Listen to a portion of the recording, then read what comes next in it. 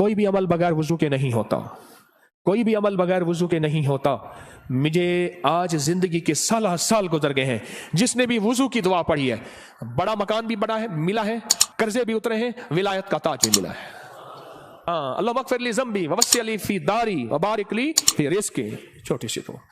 فرمایا جو وضو کے ہاتھ دھوتے ہوئے پڑھ لے بسم اللہ والحمدللہ، بس کیا یاد رہ گیا؟ بسم اللہ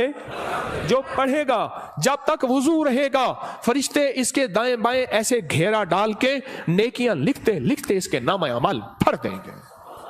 اور جو بندہ وضو کے دوران یہ دعا دل ہی دل میں پڑھتا رہے گا، اگر لیٹرین میں وضو بیسن ہے دل میں، ورنہ وضو خانے زبان میں پڑھنا، زبان میں ہے، اونچا نہیں پڑھنا، یہ اللہم اغفر لی ذنبی ووسع لی فی داری وبارک لی فی رزقی۔ نہیں ہے یاد بے قرار ہو جاؤ، نہیں ہے یاد بے چین ہو جاؤ، نہیں ہے یاد کسی کے پیچھے پڑ جاؤ، تیری مہربانی مجھے یاد کرا دے۔